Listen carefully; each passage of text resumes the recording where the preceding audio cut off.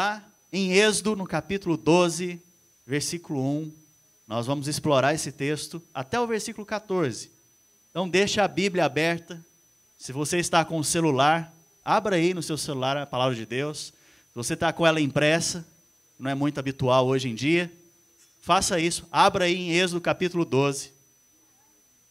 E nós vamos compartilhar, então, sobre a Páscoa. Como vocês estão vendo, a gente está vendo as crianças aqui. E o motivo delas estarem aqui hoje, porque hoje é o culto da família. Então, no culto da família, que é o culto de ceia, eu peço para todas as crianças estarem junto conosco, os pre-teens, os teens e os jovens, porque é importante como família nós adorarmos a Deus e celebrarmos o Senhor. Amém? No início eu estava vendo aqui algumas crianças sentadas, dispersas, mas de repente os pais adorando, os mais velhos adorando aqui, elas olhavam um para o outro, inclusive a minha filha, ela viu que eu estava adorando a Deus, louvando o Senhor, ela levantou também e começou a adorar. Por quê? Porque a sua atitude está ensinando para os seus filhos sem você falar. Então, eu acho muito importante esse dia, esse é um dia de celebração. E como família de Jesus, como família de Cristo, com as suas atitudes aqui, você está ensinando seus filhos, amém? Eu fico pensando na nação de Israel ao sair do Egito, no dia da Páscoa. Mais de 3 milhões de pessoas saindo. Você acha que não tinha criança lá? Tinha criança. Muitas crianças. Como é que organizou essas crianças para sair naquele dia? Junto com cada família. Então, você hoje está aqui organizado também, junto com as suas crianças, em cada família, amém? Aleluia. Quantos têm fome e sede do Senhor? Amém. Então vamos ler a palavra de Deus. Ora, o Senhor falou a Moisés e a Arão na terra do Egito, dizendo, próximo. Este mês será para vós o princípio dos meses, este vos será o primeiro dos meses do ano. Fala assim comigo primeiro. Olha só que interessante, o versículo 2 está falando que esse é o primeiro mês do ano. O mês de Nissan, que a Bíblia fala, é o primeiro mês do ano, apontando para mim e para você hoje, como um novo começo. Hoje é dia de um novo começo. Hoje é dia de novidade. Hoje é dia de começar de novo. Hoje é um novo começo para nós. A Páscoa representa isso. A Páscoa representa um novo começo. Aquele que experimentou do Senhor Jesus Cristo, entregou a sua vida para Ele, começou a experimentar de novidade de vida e de um novo começo. Não importa agora o seu passado, não importa o que a nação de Israel fez no passado no Egito, o que importa agora é que tem um novo começo para mim e para você. Sabe, aqui é um princípio espiritual que Deus começou a descortinar para nós no Velho Testamento. Um novo começo. Hoje é um dia de um novo começo. Fala para a pessoa que está ao seu lado, hoje é um novo começo. Aleluia. É um novo início para nós, amém? Continuando no versículo 3.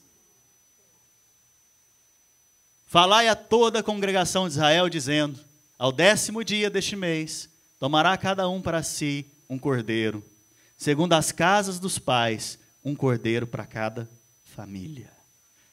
Então no 10º dia, nada está na palavra de Deus, irmãos, sem propósito. Nada. Até uma vírgula está lá com um propósito. Nada está lá por um acaso, os nomes não estão lá por um acaso, as genealogias que você lê lá muitas vezes são cansativas, não estão lá por um acaso. E o próprio Deus está falando aqui com Moisés, que no 10º dia, fala assim comigo, 10º dia. 10 na Bíblia representa algo, representa provação do homem, provação do homem. Sabe, esse 10º aqui representa a provação. E, para você ter um exemplo, Rebeca ficou por 10 dias na casa dos pais, esperando uma decisão para poder casar com Isaac. Ficou 10 dias sendo provada. Jacó foi enganado por 10 vezes por Labão. Interessante que o nome de Jacó é enganador. E o enganador foi enganado pelo seu tio 10 vezes. Interessante? 10 vezes representa então, o número 10 na Bíblia representa provação. Provação humana. Os 10 mandamentos são para provar, para nos provar, né? Para provação humana.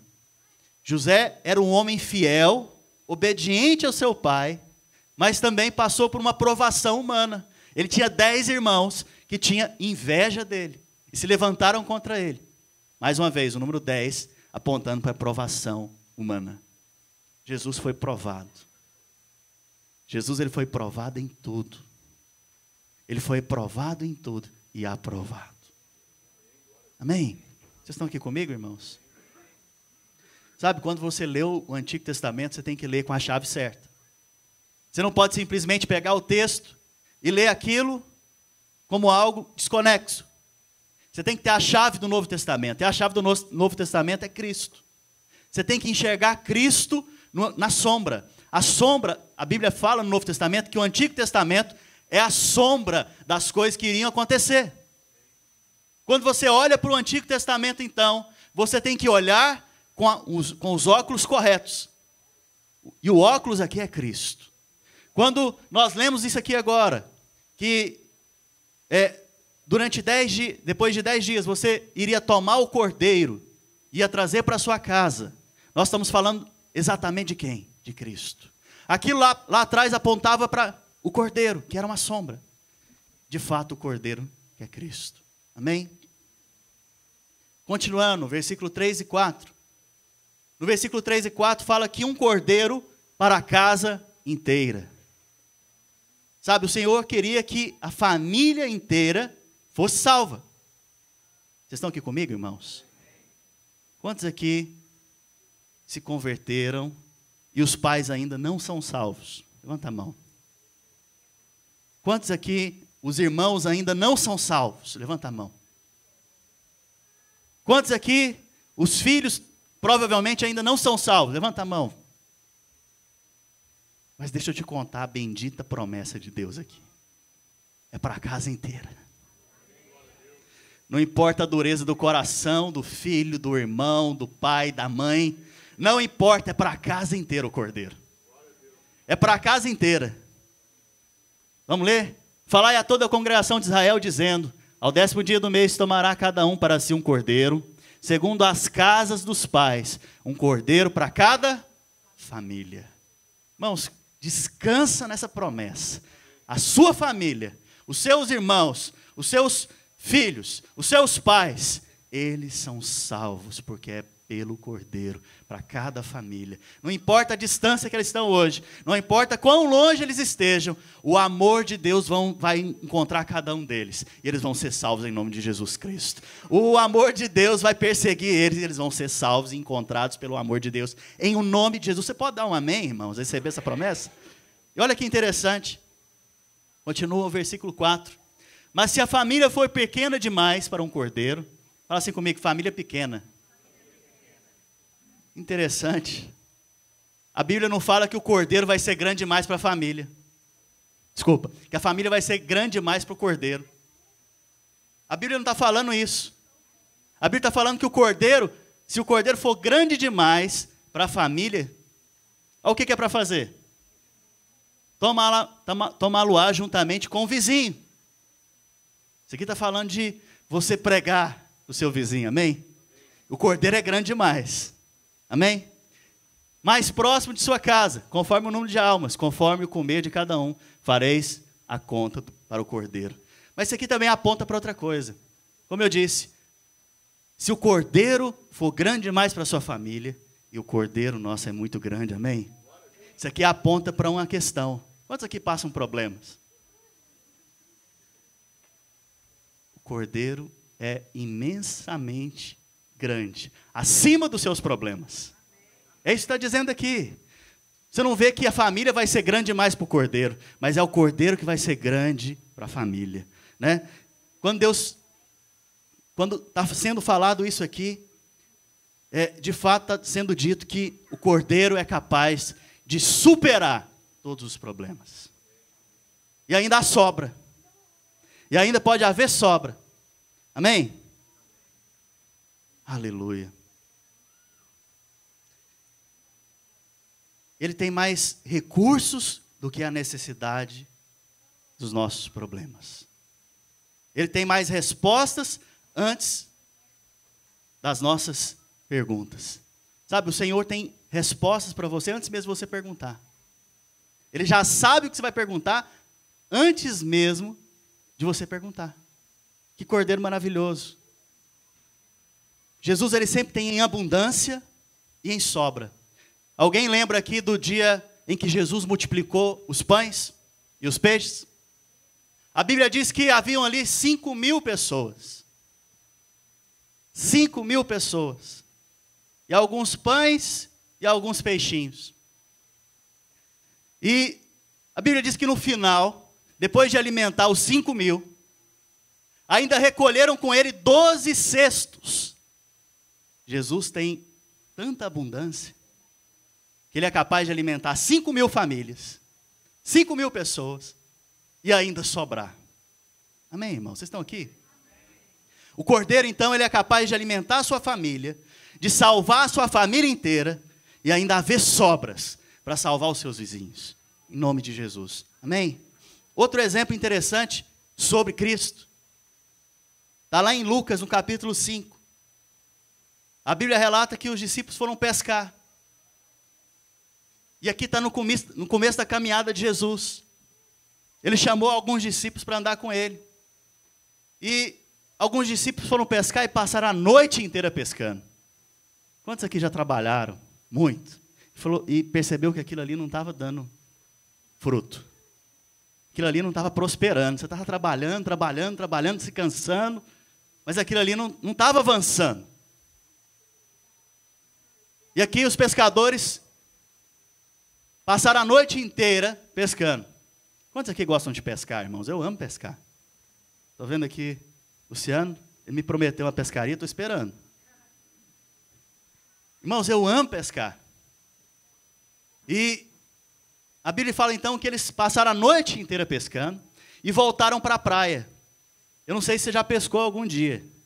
Irmãos, tem uma tal de uma tralha, que é o equipamento de pesca. Para você arrumar aquilo depois que termina de pescar, é uma canseira. Você tem que limpar as iscas, você tem que limpar a vara, você tem que guardar cada coisa no seu devido lugar. Então imagina que à noite, passaram pescando, pegaram nada, volta para a praia, organiza as coisas, e aí Jesus aparece na praia. E a Bíblia fala que ele começou a pregar de cima dos barcos que foram pescar à noite. Afastou um pouco, ele estava lá pregando. Imagina a cena, irmãos. E ele terminou a pregação, ele pegou e falou para os futuros discípulos dele: olha, vai para o mar adentro e joga a rede. Se você estivesse lá nesse dia, você ia falar assim: ah não, Senhor, já estou cansado demais.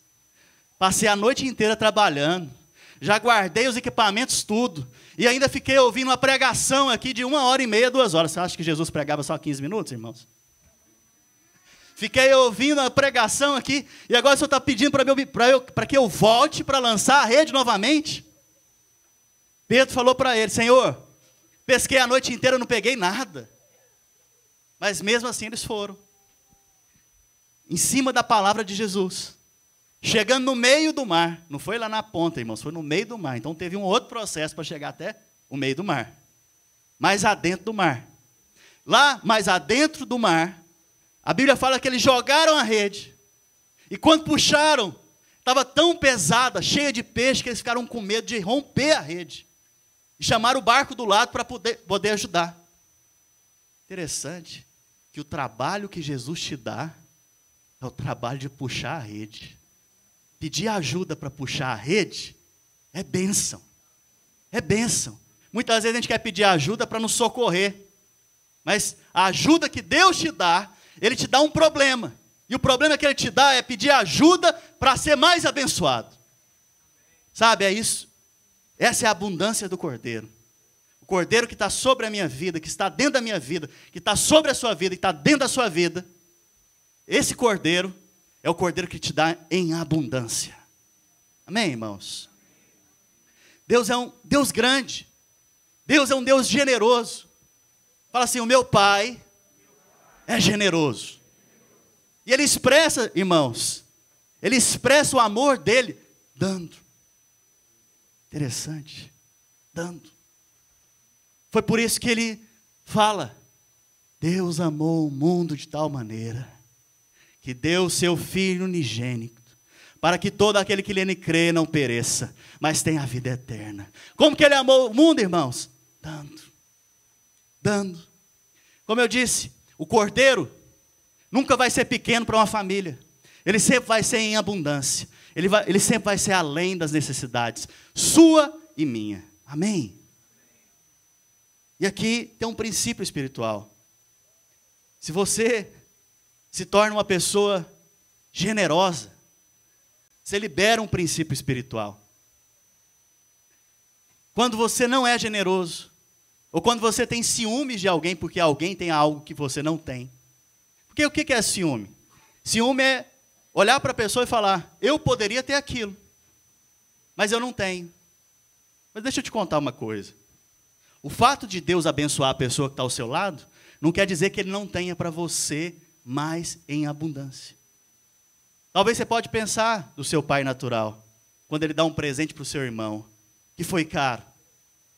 Ele dá para o seu irmão e você pensa: meu pai não vai ter mais dinheiro para me dar. E aí você fica com inveja do seu irmão. Mas o seu pai espiritual, querido, ele tem tanto para você, quanto para o seu irmão, quanto para o seu vizinho, quanto para o seu parente, quanto para a sua casa inteira, e ainda vai sobrar 12 cestos. Então não ande nesse princípio do ciúme. Creia que o provedor, que é o Cordeiro, está na sua casa, está na sua vida, e Ele mesmo tem abundância para você. Sabe, você quer parecer mais com Jesus? É uma pergunta, alguém quer? Ele dá, Ele é generoso. Sabe, as pessoas que estão ao seu lado aí, seja generoso com elas. Talvez você não sabe se essa pessoa que está ao seu lado está passando necessidade. Mas deixa Deus te usar. Seja generoso. Seja generoso com as pessoas lá fora. Não retenha aquilo que Deus tem te abençoado. Sabe, quando você tem atitude, o seu coração fica com uma entrada, você tem essa atitude de falta de generosidade. Seu coração fica com uma entrada pequena de fé. A sua fé fica pequena. Mínima. Eu não sei se vocês já foram numa represa. Uma represa de água. Dentro dessa represa tem muita água. Mas a saída da água, ela é muito pequena. Isso tem algo espiritual aqui envolvido. Você tem um oceano de bênçãos dentro de você e sobre a sua vida. Você tem um oceano. Mas para liberar essas bênçãos, você precisa de fé. Mas se a saída da água for pequena, vai sair pouca bênção. Quando você é generoso com as pessoas, com aqueles que te cercam, porque você é abençoadíssimo, amém? O Senhor tem para você e para outros, te usando para abençoar. Quando você é generoso, esse oceano de bênçãos é liberado por meio da sua fé. Aí aquele pequeno espaço onde passava água, passa a passar uma cachoeira de bênçãos. Vocês estão aqui comigo, irmãos? Então Deus tem um oceano de bênçãos, de provisão para mim e para você, amém? Seja generoso e libere esse oceano na sua vida. Seu coração é pequeno. Se seu coração é pequeno, mesmo que o suprimento de Deus seja grande, como é, Ele vai passar pouco pela sua vida, porque o seu coração está sendo pequeno. Mas pastor, como que eu posso abrir o coração então? E nós estamos falando do cordeiro, amém? Lá na casa, para a gente não perder aqui a palavra. O cordeiro está na casa. Se ele for maior do que a família, convide a próxima família. Convide os vizinhos mais próximos. Se a bênção sobre a sua vida for maior do que você necessita, não retenha, abençoe quem está próximo de você. Pastor, como que eu posso abrir meu coração? Sendo generoso. Seja um doador. Você quer parecer com Jesus, como eu disse? Seja um doador. Seja um abençoador. Seja alguém que seja livre para abençoar. Amém, irmãos? Sabe, Deus colocou isso no meu coração enquanto eu estava preparando essa palavra. Estou pedindo oferta para você aqui não. O Senhor coloca no seu coração o que você tem que fazer. Estou pedindo oferta para ninguém aqui não. Estou falando para você ter um estilo de vida parecido com Cristo. Seja generoso. Seja generoso. Vamos voltar para o texto. Versículo 5. O cordeiro ou o cabrito será sem defeito. Fala comigo, sem defeito. Macho de 1 ano, o qual tomareis das ovelhas ou das cabras. Por que o cordeiro deveria ser sem mácula, sem defeito, sem mancha, sem algum defeito sequer? Por quê? Porque o cordeiro é o retrato de Jesus Cristo, lá em Êxodo. Cristo foi considerado sem mácula, sem defeito, sem pecado. Por isso o cordeiro que representa Cristo, lá no Antigo Testamento, ele não poderia ter mancha alguma. Ele deveria ser limpo, sem mancha, sem mácula. Em João, no capítulo 1, no versículo 29, no dia seguinte, João Batista viu a Jesus que vinha para ele e disse: eis o Cordeiro de Deus que tira o pecado do mundo. Ah, que afirmação gloriosa, irmãos. Os judeus, quando eles ouviram João Batista falando isso, eles entenderam. Eles lembraram do Cordeiro Pascal. Eles lembraram do sacrifício do Cordeiro que acontecia anualmente. E quando Jesus está se aproximando ali, e ele declara para Jesus: eis o Cordeiro de Deus que tira o pecado do mundo, eles entenderam. E eles viram Cristo naquele lugar. E a Bíblia fala então que naquele momento, Jesus foi em direção a João Batista e pediu para que ele fosse batizado. João Batista não quis batizar Jesus, porque ele não se achou digno de batizar o Cordeiro Santo, sem mácula. Mas mesmo assim Jesus falou para ele: é necessário que se cumpra toda a Escritura. E naquele momento a Bíblia diz que os céus se abriram, e uma voz do céu veio e disse: esse é o meu Filho amado, em quem eu tenho todo o meu prazer. E no mesmo instante, o Espírito Santo desceu sobre ele em formato de pomba. E nós vemos o testemunho da Trindade a respeito de Cristo. E Jesus é batizado. Eis o Cordeiro de Deus que tira o pecado do mundo. Então o Cordeiro de Deus tinha que ser sem mácula. Eu não sei se vocês estão percebendo. Aquilo tudo está acontecendo no Novo Testamento. Estava acontecendo anualmente em Israel como uma sombra. Quando o Cordeiro veio a substância. Eu já falei algumas vezes aqui, quando a luz bate em mim, eu sou a realidade. Mas o que atravessa de mim e forma uma silhueta de sombra, aquilo ali é só o que está acontecendo aqui em mim. Aquilo ali não é a realidade completa. Mas eu sou a realidade completa. Da mesma maneira, o Antigo Testamento, quando você olhar para ele, você tem que olhar para a sombra de que a luz estava refletindo em Cristo e sendo projetada no Antigo Testamento. Vocês estão comigo, irmãos? Essa luz que estava sendo projetada no Antigo Testamento, da qual nós olhamos hoje com a visão correta, que é Cristo. Lá está dizendo que o Cordeiro tinha que ser sem mácula. Isso aponta para a natureza de Cristo. Santa, santa, santa. Amém? Lá também diz no versículo 5 que o Cordeiro deverá ser macho de 1 ano. E eu fui meditar a respeito, por que tinha que ser de 1 ano? Por que o pastor que está ali na frente não é mais velho, né? Por que o Cordeiro tem que ser de 1 ano? Por que não poderia ser um de 3 anos? Um de 5 anos? Mas o de 1 ano? Por quê? Por que não foi alguém mais maduro, né? Por que não foi um cordeiro mais velho? E aqui eu quero que vocês imaginem a cena. Amém, irmãos? Eu preciso de você ativo aqui comigo agora. Imagine a cena. Acabou de acontecer um monte de praga lá no Egito. A nação que é escrava por 400 anos, no Egito, está próxima, prestes a ser liberta da escravidão.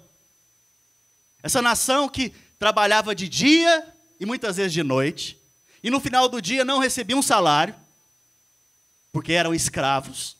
Quantos aqui recebem o salário quando trabalha? Aleluia. Eles não recebiam, eles eram escravos, não tinham os direitos do escravo. Escravo não tem direito, escravo é escravo. Essa nação agora está ali e tomou o cordeiro. No 10º dia, eles pegam um cordeiro. E o cordeiro tem que ser como, irmãos? Sem mácula, sem mancha, sem problema, sem defeito. Esse cordeiro aponta para Cristo. Então eles pegam o cordeiro, e o cordeiro tinha que ser de 1 ano. Podia ser um cordeiro de 2 anos? Não, 1 ano. Eu quero que você imagine a cena agora. Imagina que é a sua família. Quantos aqui tem filhos? Quantos aqui tem um filhotinho de cachorro? Eu vi que a família do Eliabe comprou um filhotinho de cachorro para os filhos. Eles estão lá amando, né? Desfrutando daquele filhotinho. É uma delícia, né? Para quem gosta de animal, é uma delícia. Está ali. Irmãos, no 10º dia, se pega o cordeirinho de 1 ano. Imagina esse cordeirinho. Imagina ele fazendo bé. Imagina como que ele é adorável, esse cordeirinho.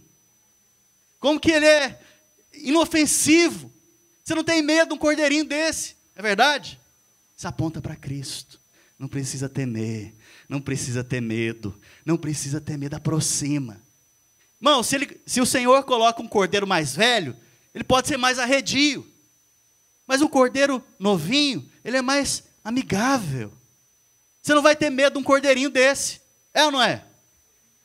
Vocês estão aqui comigo, irmãos? Imagina, olha só, no 10º dia pegou o cordeiro, 1º dia, amém? Tem um animalzinho aqui dentro de casa. Está junto com a gente o animal. O 11º dia, que é o 2º dia, o animal está lá também. No 13º dia, aliás, o 12º dia, que é o 3º dia, o animal está lá. No 13º dia, que é o 4º dia, o animal está lá, junto com a família. As crianças já estão ali brincando com o animal sozinho, sem a dependência dos pais. Aquele animal mudou a história da vida daquela família. No 15º dia, desculpa, no 5º dia, que é o 14º, é o dia do cordeiro ser sacrificado. Imagina o apego daqueles meninos com aquele cordeirinho.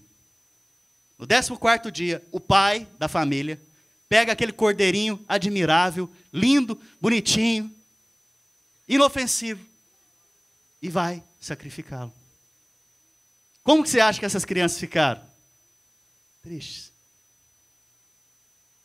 Isso aponta para Cristo. A Bíblia diz que em nenhum momento Jesus se separou do Pai. Apenas na cruz. Ele fala, Eli, Eli, sabactani. Que quer dizer, Deus meu, por que me desamparaste? Por que me deixou sozinho? Nesse momento, ele foi retirado do Pai. Nesse momento, o Deus Pai passou a não ter mais comunhão com Deus Filho. Porque ele se fez pecado. Para que eu e você, para que eles, em Êxodo, tivessem essa experiência. Porque Jesus, irmãos, é adorável. Jesus, ele é amoroso. Jesus, ele é inofensivo para aquele que nele crê.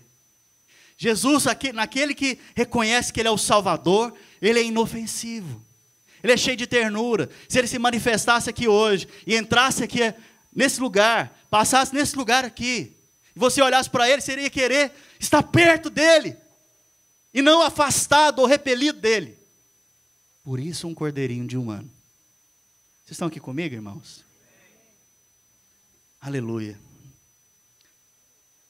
5 dias, então, esse cordeiro ficava com a família. Por que 5 dias, pastor? Irmãos, depois de 5 dias, você vai ver se o cordeiro tem algum problema na gengiva, não vai? Você vai ver se ele tem alguma mancha, se ele tem alguma perna quebrada, se ele está mancando, se ele tem algum problema no seu corpo. Porque se assim fosse, o sacrifício não seria aceito e a família seria destruída. Então, os 5 dias é o período de checagem, de avaliação. E Deus é sábio. Ele dá essas oportunidades para todos nós, amém? Talvez hoje você está aqui num período de avaliação. Está checando se isso mesmo é verdade. Checando se eu tenho que acreditar nisso mesmo. Checando se é isso mesmo que Deus tem para mim. Mas eu te digo e te afirmo, o Cordeiro é santo, sem mácula, e Ele pagou o preço por mim e por você. Pode confiar, pode confiar, pode confiar nele. Amém? 5 dias antes da cruz, versículo 6, de Êxodo, aponta para os 5 dias antes da cruz de Cristo. A Bíblia fala que Jesus foi preso por uma turba de soldados. E chegaram lá no Getsemane e perguntaram: quem é Jesus? E Jesus respondeu: eu sou. A Bíblia diz que nesse momento, quando ele falou eu sou, todo mundo caiu para trás. E você já viu alguém orando um pelo outro para receber dons, para receber alguma coisa? Você vê que alguns muitas vezes empurram, né? Recebe e a pessoa cai. Mas Jesus não fez isso. Ele só falou, eu sou. Pá! Caiu todo mundo. E aí eles não acreditaram. Acho que, eu não sei. Acho que deu um branco na cabeça deles. Não sei. E a Bíblia fala então que Jesus estava lá em pé diante deles. E ele já tinha falado que ele era Jesus. E de novo os soldados perguntam: quem é Jesus? O primeiro tombo não valeu, né? Eu sou! E pum! De novo. Caiu todo mundo. E a Bíblia fala então que a partir daquele momento, Jesus se entregou a eles. E ele foi levado. E ele passou um período ali de avaliação. Onde os fariseus avaliaram se o cordeiro era santo. E há um culto para trás, se eu não me engano, eu falei a respeito de eu e você termos sido colocados na condição de pecado involuntário. Alguém lembra quem estava aqui? Nesse momento, os fariseus, os judeus, que prenderam Jesus e levaram ele para o templo, estavam avaliando nesse período de 5 dias, apontando para esse período de 5 dias, avaliando o cordeiro que ia ser morto. Sem saber, eles estavam fazendo isso. E que interessante, eles checaram tudo. Tentaram achar falha nele. Um dos fariseus falou: por que vocês estão fazendo isso? Esse é um homem santo. Se ele não fosse santo, ele não fazia os milagres que ele está fazendo. Mesmo assim, eles não deram ouvido. Checaram e não encontraram falha. Não encontraram nada contra ele. E passaram a querer inventar. Inventar acusações para poder prendê-lo, para poder acusá-lo. Mas todas elas foram furadas. Sem propósito. Irmãos, voltando aqui para a palavra. O cordeiro está sendo checado durante 5 dias na família, amém? Cristo nesse momento está sendo checado diante do sinédrio. Não resolveu. Foi levado para os romanos. Os romanos checaram Jesus. E não encontraram falha nesse homem, como diz a Escritura. Não encontraram falha alguma nele. E não encontraram que ele era digno de morte, de ser morto. Mais uma vez, o Cordeiro Santo, que foi se apresentado ali, em meu favor e em seu favor, não havia pecado nele. Não havia pecado nele. Irmãos, eu não sei se vocês estão percebendo. O que está acontecendo há centenas de anos atrás, lá em Êxodo, está acontecendo agora no Novo Testamento com Cristo, o Cordeiro que tira o pecado do mundo. A Bíblia então fala que ele foi pego, levado ao templo, ele foi examinado pelos fariseus. Os fariseus não sabiam, mas eles estavam fazendo isso. se o cordeiro tivesse algum problema, algum defeito, ele não seria aceito.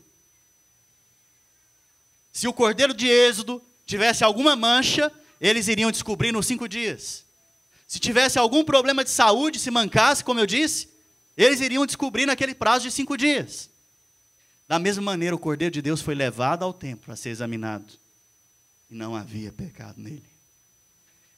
Ainda no versículo 6, fala sobre o horário do sacrifício.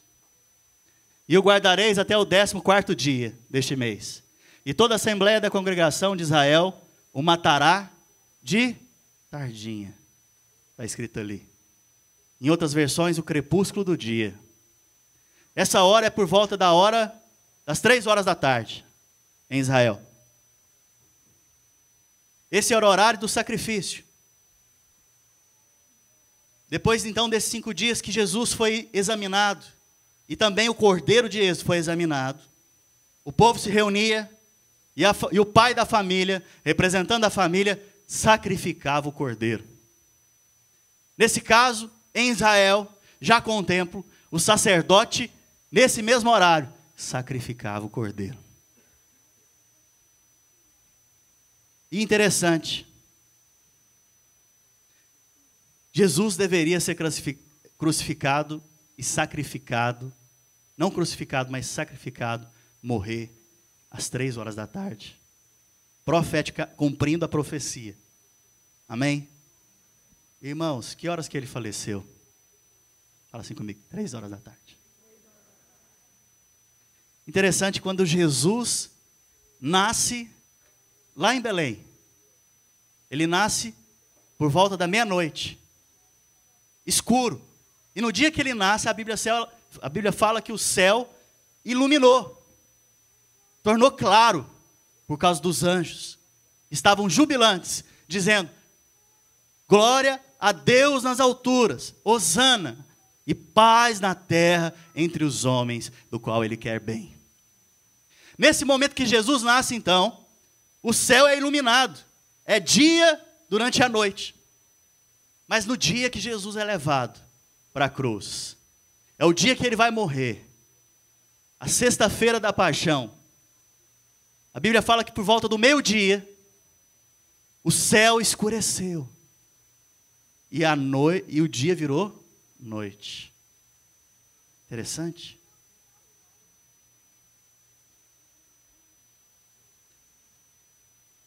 Eu queria que projetasse aquela imagem que eu passei para o Carlos. Está aí? Ok. Então, às 3 da tarde, o cordeiro é sacrificado. E agora esse sangue do cordeiro, ele é passado nos portais da casa. O pai da família pegou o cordeirinho, bonitinho, de 1 ano, e o sacrificou, representando Cristo. E ele pega o sangue do cordeiro e passa nos umbrais da porta e na parte de cima. Próxima imagem, que fica mais claro. Você está vendo que ele passou o sangue dessa maneira na casa. O que você está olhando ali? Quem que você está vendo ali? Jesus nem tinha vindo, irmãos. Quem que você está vendo ali? Vocês estão aqui comigo, irmãos? A cruz, Jesus na cruz, a cabeça dele de espinho, as mãos furadas, ele sangrando. Vocês estão vendo ali na porta? A cruz. Eles não sabiam de Jesus, irmãos, mas o Pai sabia e apontava para Cristo. Aquele sangue apontava para Cristo, mesmo sem ele ter vindo, mostrando que aquela família ia ser salva. Interessante, o sangue não foi passado do lado de dentro. O sangue de Cristo não é para você ficar medindo ou pensando, mas é para que o Pai veja em você o selo. Ele está do lado de fora, para que quando o anjo da morte, a praga vier, passe por cima de você. Pass over. Amen? Então no versículo 7, a Bíblia fala então que o sangue foi colocado nos umbrais da porta, e do lado de fora, como eu disse, não foi do lado de dentro, não é para que você veja mas é para que Deus veja. E quando Deus olha para mim e para você hoje, Ele vê Cristo. Ah, irmãos, olha para a pessoa que está do seu lado aí. Fala assim, pela fé, eu não te vejo, eu vejo Cristo. O Pai olha para você hoje e vê Cristo.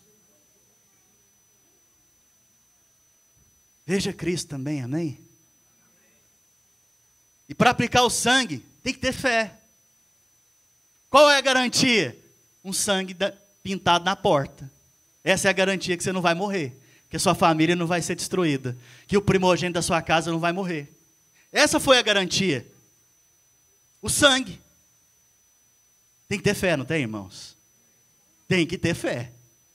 Sem fé, não tem como ser salvo, querido. Deixa eu te contar uma coisa. Sem fé, sem acreditar na obra de Cristo, que foi ministrada em Êxodo e cumprida no Novo Testamento, tem que ter fé.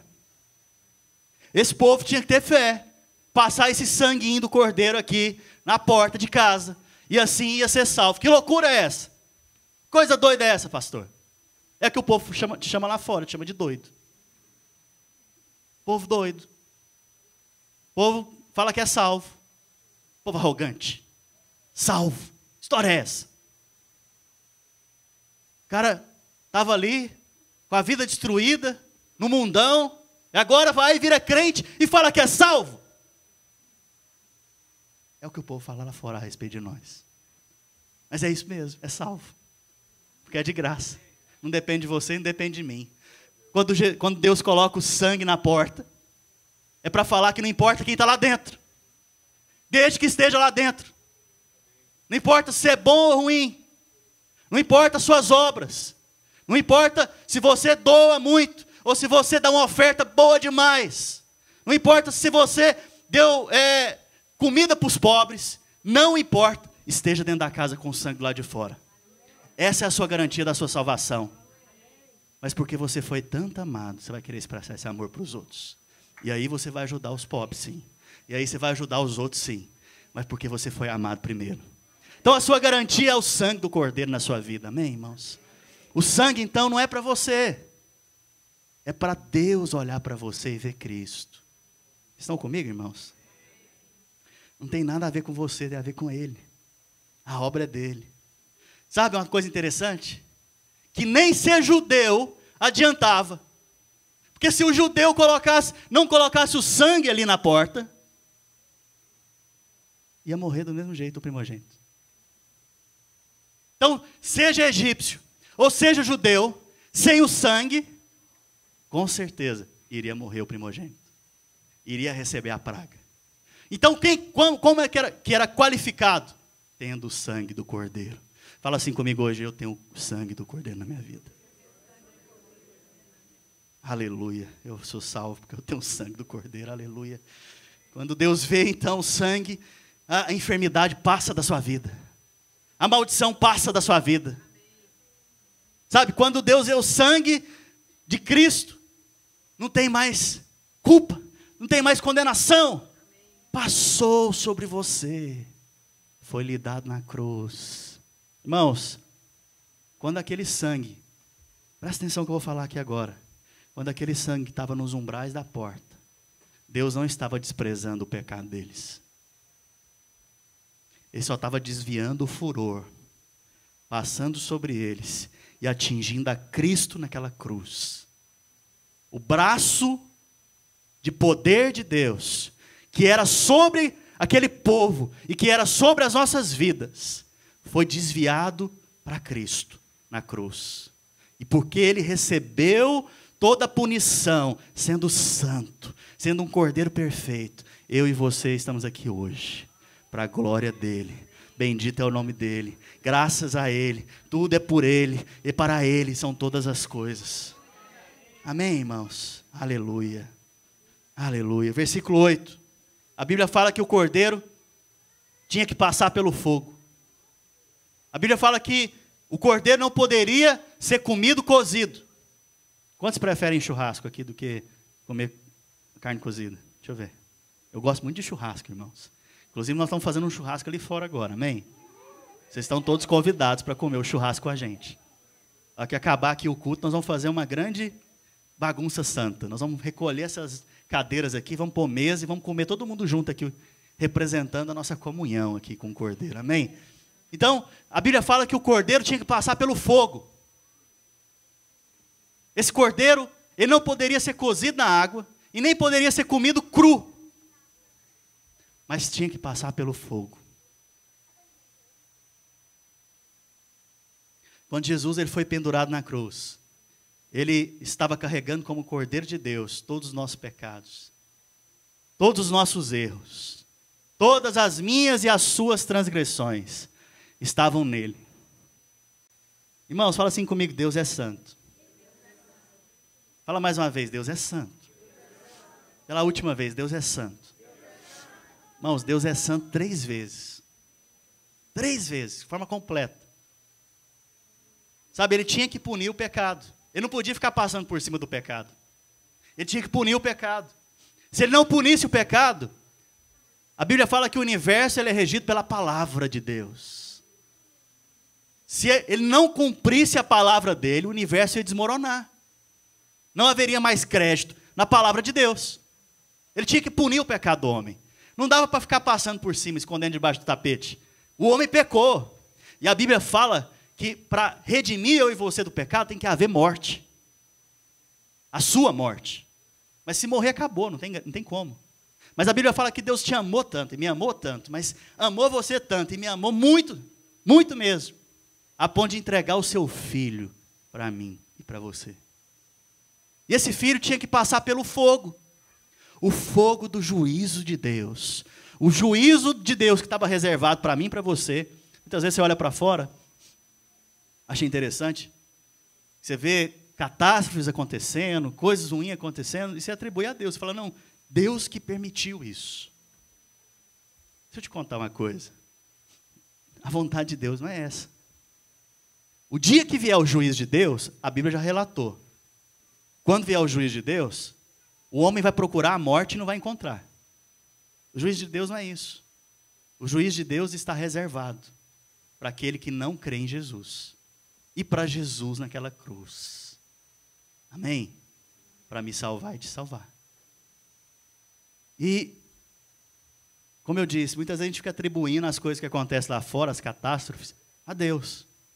Deus permitiu. O único terremoto que teve na Bíblia, quando Jesus ressuscitou, aleluia. Hoje é o dia que ele ressuscitou, né? Ele ressuscitou, fala comigo, ele ressuscitou.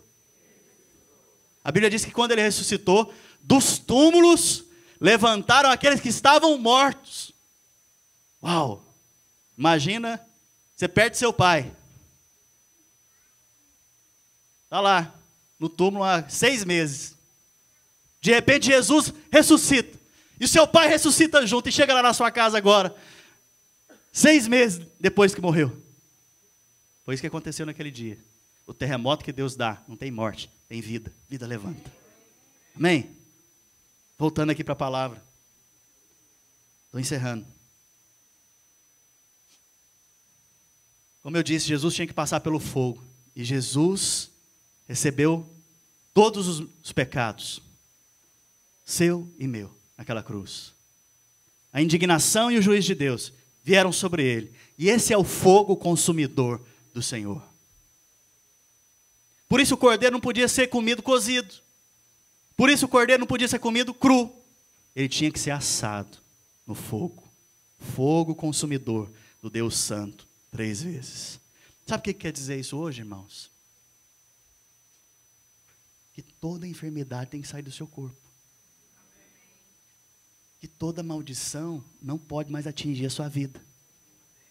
Porque não tem dupla dívida. A dívida foi uma só e ela já foi paga. Sabe, se você tem alguma enfermidade hoje no seu corpo, eu quero te falar nessa manhã, que pela fé você é curado. Toda diabetes vai caindo por terra agora, em nome de Jesus. Seu corpo é são. Se o seu útero não produz, quero te falar, o seu útero vai produzir. Vai produzir muitos filhos, varões perfeitos em Cristo. Sabe, se na sua vida tem alguma enfermidade te afligindo, hoje mesmo ela é cessada pelo poder do nome de Jesus Cristo. em nome de Jesus, porque a nossa garantia é Cristo, e ela já foi nos dada, e eu me aproprio dessa palavra pela fé. Coloca a mão aí no seu corpo agora. Fala assim comigo, em nome de Jesus.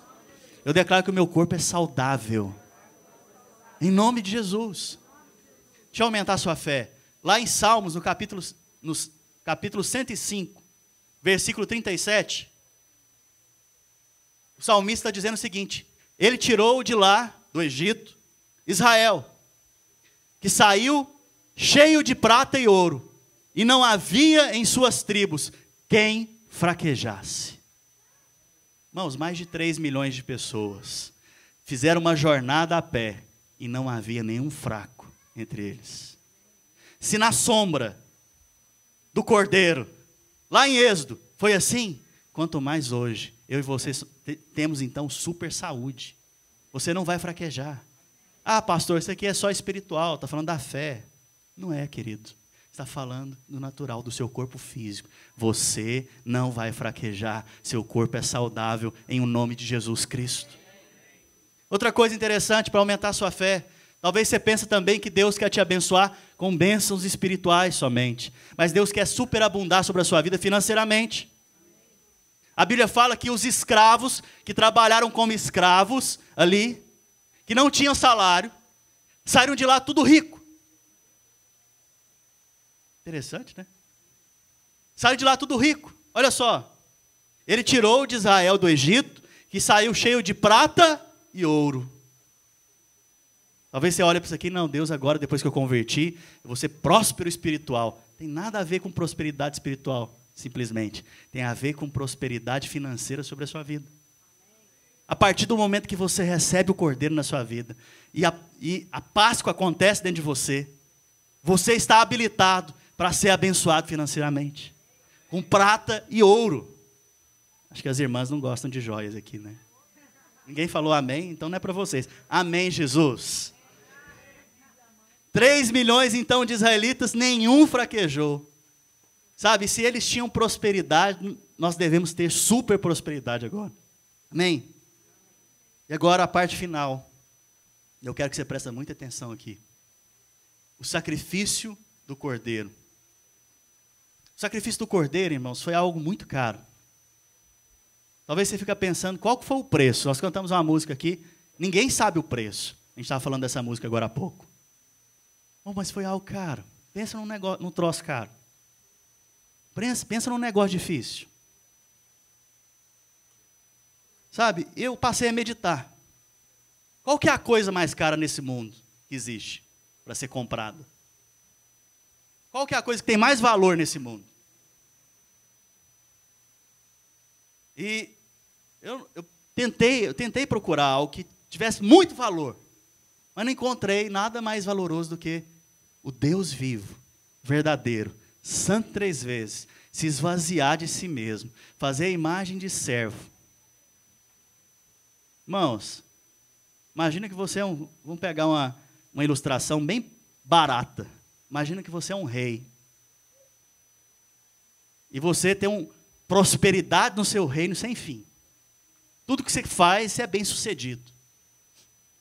Não existe falta para você. Você é o rei. As pessoas te respeitam. Você não recebe ordens. Você dá ordens como rei. Você não limpa o chão lá do seu trono. Você manda limpar o chão do seu trono. E de repente um dia, você deixa de ser rei e vai lá se tornar escravo.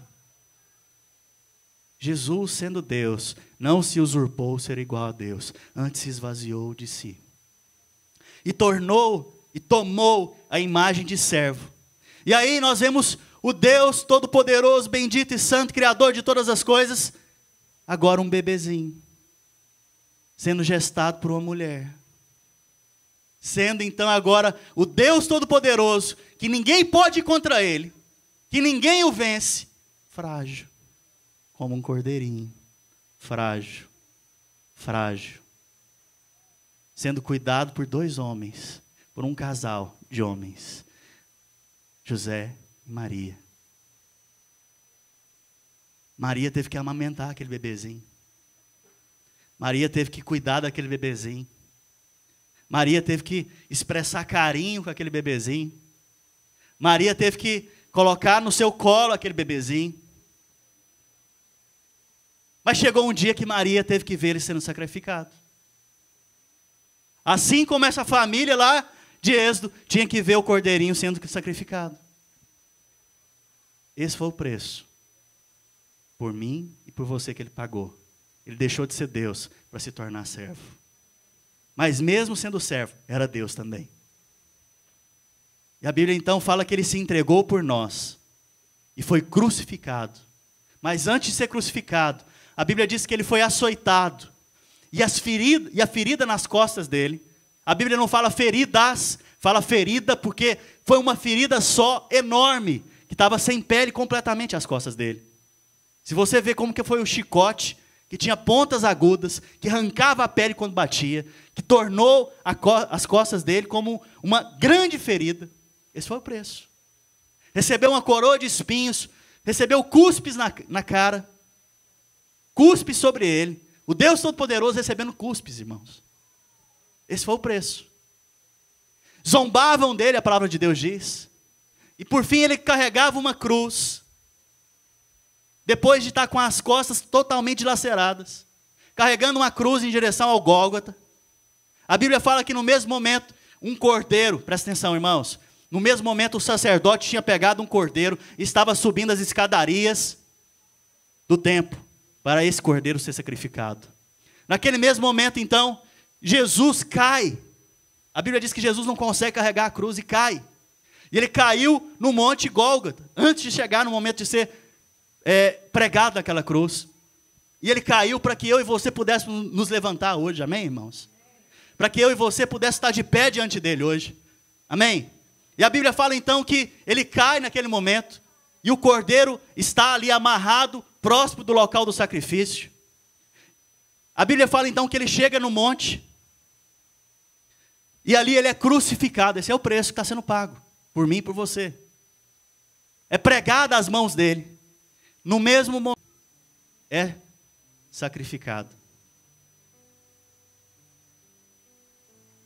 Jesus ficou naquela cruz por volta de 5 horas, se não me engano. E às 3 horas da tarde ele falou, está consumado. Está consumado. A Bíblia diz que ao meio-dia apareceram densas trevas. Assim que o cordeirinho foi sacrificado, lá no templo, pelo sacerdote, a Bíblia fala que um som de um chofar foi tocado. Naquele momento foi para anunciar que o ano do jubileu, fala assim comigo, ano do jubileu. O ano do jubileu estava começando. Sabe o que significa o ano do jubileu, irmãos?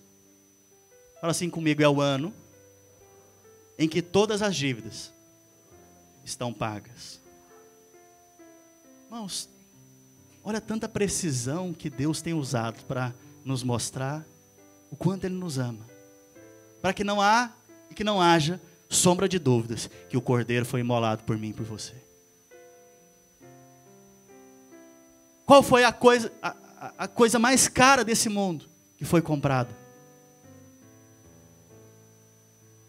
Nós atribuímos valor, e pelo valor que nós atribuímos, certas coisas têm preço.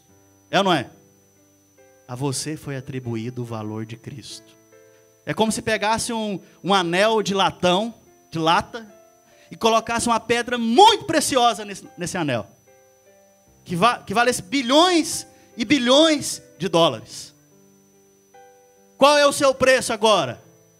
É o latão ou é a pedra que está dentro de você? Esse é o seu valor. Você foi comprado por altíssimo preço. Olha para a pessoa que está ao seu lado e fala, você é a coisa mais cara desse mundo.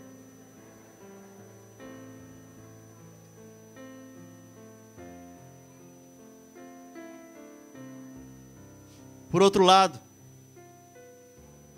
esses dias eu estava meditando com a minha família, lá na mesa de jantar. O que é a coisa mais fácil desse mundo? Aí um falou comer, a gente estava comendo. Outro falou respirar. Eu falei, respirar, é verdade, respirar é fácil. Mas se a pessoa tiver um problema no aparelho respiratório, é muito difícil ela respirar. Aí eu pensei, andar é fácil. Mas para quem tem problema na perna é muito difícil. E eu fui pensando, o que é aquilo na cabeça? À tarde o Espírito Santo colocou no meu coração. Você quer saber o que é a coisa mais fácil desse mundo? Eu falei, eu quero. E que é isso? Quero mesmo. Ser salvo. Deus nos ama tanto, irmãos. Ele colocou as coisas tão fáceis para a gente. Apesar de ter sido tão difícil e penoso, tão caro, Ele nos deu com uma facilidade que é de graça. Você não conquista, você não merece, mas é de graça. Que é uma coisa mais fácil no mundo do que abrir a sua boca e crer no coração que Jesus veio e pagou o preço pelos seus pecados. Só crer. Qual é o esforço? Crer. Ah, não tem que andar de joelho? Não. Não tem que... Quem é lá do Goiás sabe. Não tem que ir a pé para a Trindade? Não. Não tem que fazer uma romaria? Não. Uma novena? Também não. Não tem que ficar ajoelhado no milho? Isso é castigo, né? Não. Apenas crer. Se você está me ouvindo aqui hoje, deixa eu te contar uma boa notícia. Jesus Cristo morreu por mim e por você. Ele pagou todo o preço. Hoje, a Páscoa representa o ano do jubileu. Entrou um novo tempo na sua vida.